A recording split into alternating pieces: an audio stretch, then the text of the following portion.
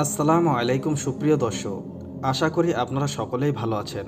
সাথে আছি আমি মোহাম্মদ মেহেদি হাসান, আর আপনারা দেখছেন লাইফ স্টোরি WD।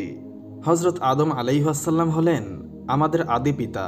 তিনি দুনিয়ায় আগমনের আগে এই দুনিয়ায় কী ছিল তা জানার জন্য অনেকেরই আগ্রহ আছে।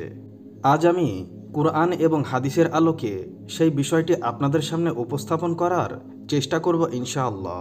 আল্লাহ তাআলা সূরা হুদে ৭ নম্বর আয়াতে ইরশাদ করেন, তিনি আসমান ও জমিন ৬ দিনে সৃষ্টি করেছেন, তার আরশ ছিল পানির উপরে।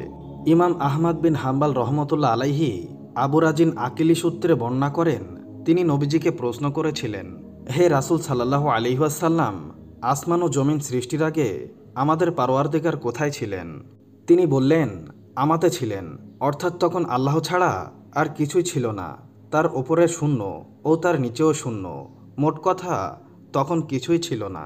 তিনি পানির উপর তার আরশ পয়দা ফরমালেন। মূলত এটাই ছিল মাখলুকের প্রথম অবস্থা। ইমাম আহমদ, ইমাম তিরমিজি, ইমাম আবু দাউদ এবং আরও অনেক মুহাদ্দিস কেরামগণ হজরত ওবাদা বিন সামেদ রাদিয়াল্লাহু আনহুর হাদিস বর্ণনা করেন। তিনি বলেন, আমি রাসূল আকরামকে বর্ণনা করতে শুনেছি। তিনি ফরমান, বিনা সন্দেহে আল্লাহ তাআলা সবচেয়ে প্রথমে কলমকে সৃষ্টি করেছেন এবং আল্লাহ তাআলা কলমকে হুকুম দিলেন, লিখো। আর কলম তখন চালু হয়ে গেল এবং কিয়ামত পর্যন্ত যা কিছু হবে সব কিছু লিখে দিল। যা কিছু আল্লাহর হুকুমে কলম লৌহে মাহফুজে লিখে দিয়েছে। আর এই হাদিস দ্বারা বোঝা যায় সর্বপ্রথম সৃষ্টি হলো কলম। জোহর ওলামায়ে ইকরামের অভিমত হলো সর্বপ্রথম সৃষ্টি হলো আরশ। তাদের দলিল হলো ইমাম মুসলিম বর্ণনা করেন, আব্দুল্লাহ ইবনে আমর ইবনে আস রাদিয়াল্লাহু আনহু বলেন, আমি রাসূল সাল্লাল্লাহু আলাইহি ওয়াসাল্লামকে বলতে শুনেছি, আল্লাহ আকাশ ও পৃথিবী সৃষ্টির ৫০,০০০ বছর আগে তকদির লিপিবদ্ধ করেন। তখন তার আরশ ছিল পানির উপর। এই হাদিস দ্বারা বোঝা যায় প্রথম পানি আর তার উপর আরশ। এরপর কলমকে আল্লাহ তাআলা সৃষ্টি করেছেন। এরপর তকদির লিপিবদ্ধ হলো। এরপর আসমান ও জমিন সৃষ্টি করা হলো। আর যে হাদিস দ্বারা সর্বপ্রথম কলম সৃষ্টির কথা প্রমাণিত হয় তার অর্থ হলো কলম এই জগতের সৃষ্টিসমূহের মধ্যে প্রথম। এ ব্যাপারে বুখারী শরীফের এ হাদিসখানা প্রমাণিত। হজরত ইব্রান ইবনে হুসাইন রাদিয়াল্লাহু আনহু বলেন, ইয়েমেনের কিছু লোক রাসূল সাল্লাল্লাহু আলাইহি ওয়াসাল্লামকে বলল, আমরা সৃষ্টি জগতের সূচনা সম্পর্কে জানতে এসেছি। তখন রাসূলুল্লাহ সাল্লাল্লাহু আলাইহি ওয়াসাল্লাম ইরশাদ করেন, সর্বপ্রথম আল্লাহ ছিলেন, তার আগে কিছুই ছিল না এবং তার আরশ ছিল পানির উপর। এরপর লৌহে মাহফুজে সব কিছু লিখে দিলেন। এরপর আকাশমণ্ডলী ও পৃথিবী সৃষ্টি করেন। ইবনে জারি মুহাম্মদ বিন ইসহাক থেকে বর্ণনা করেন, তিনি বলেন, আল্লাহ তাআলা সর্বপ্রথম যা সৃষ্টি করেছেন তা হলো আলো অন্ধকার। কেউ কেউ বলেন, আল্লাহ তাআলা কলমের পর কুরসিকে সৃষ্টি করেছেন, কুরসির পর আরশ, তারপর মহাশূন্য ও আধার, তারপর পানি। হজরত আব্দুল কাদের জিলানী রহমতুল্লাহ আলাইহির পরিশুদ্ধ কিতাব সিররুল আসরওয়ে হাদিসে কুদসি নকল করেন, যাতে বলা হয়েছে, আল্লাহ তাআলা বলেন, আমি সর্বপ্রথম নূর দ্বারা মুহাম্মদ সাল্লাল্লাহু আলাইহি ওয়াসাল্লামের রূহ সৃষ্টি করেছি। মেরিকাত সরহে মিশকাত কিতাব মোল্লা আলী কারি একটি হাদিস উল্লেখ করেছেন, রাসূল সাল্লাল্লাহু আলাইহি ওয়াসাল্লাম ইরশাদ করেছেন, আল্লাহ তাআলা সর্বপ্রথম আমার রূহ সৃষ্টি করেছেন।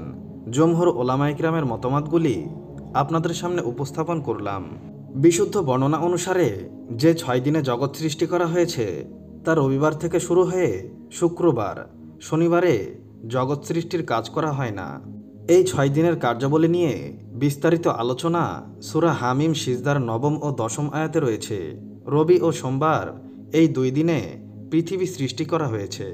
মঙ্গল ও বুধবার ভূমণ্ডলের সাজ সরঞ্জাম, পাহাড়, নদী, খনিবৃক্ষ, সৃষ্টিজীবের পানাহারের বস্তু সৃষ্টি করা হয়েছে। বৃহস্পতি ও শুক্রবার ৭ আকাশ সৃষ্টি করা হয়েছে।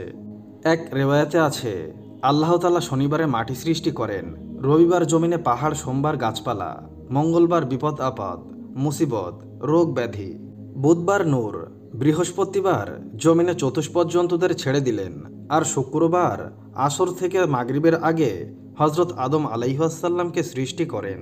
এই থেকে বোঝা যায় সৃষ্টির মধ্যে শেষ সৃষ্টি হল হজরত আদম আলাইহিসসালাম। মানবজাতের সৃষ্টির আগে ফেরেশতা ও জিন সৃষ্টি হয়েছিল। আকাশ দ্বারা সৃষ্টির মধ্যে প্রথম নাম্বার হলো ফেরেশতা, দ্বিতীয় নাম্বার হলো জিনদের, আর শেষ নাম্বার হলো মানুষ জাতি। এই ব্যাপারে সূরা হিজরের ২৬ ও ২৭ নম্বর আয়াতে রয়েছে, আমি মানবকে পচা কাদা থেকে তৈরি বিশুষ্ক ঠনঠনে মাটি দ্বারা সৃষ্টি করেছি এবং জিনকে এর আগে লোয়ের আগুন দ্বারা সৃষ্টি করেছি। মূলত আদম আলাইহিসসালামের ২০০০ বছর আগে আল্লাহ তাআলা জিনজাতি সৃষ্টি করেছেন। তারা এ দুনিয়ায় বসবাস করত, কিন্তু বিভিন্ন ফিতনা ফাসাদের ফলে তাদের প্রতি আল্লাহ তাআলা ফেরেশতাদের এক বিশাল বাহিনী প্রেরণ করেন।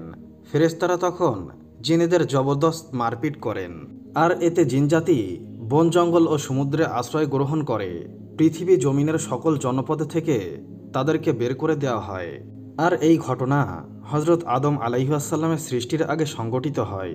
হজরত আদম আলাইহিসসালামের সৃষ্টির প্রথমে এই পর্যন্ত বর্ণনা পাওয়া যায়। সুপ্রিয় দর্শক, কেমন লাগলো আমাদের আজকের এই ভিডিও তা অবশ্যই আমাদেরকে কমেন্ট করে জানাবেন। আজ তাহলে এই পর্যন্তই। আপনারা সবাই ভালো থাকবেন, সুস্থ থাকবেন।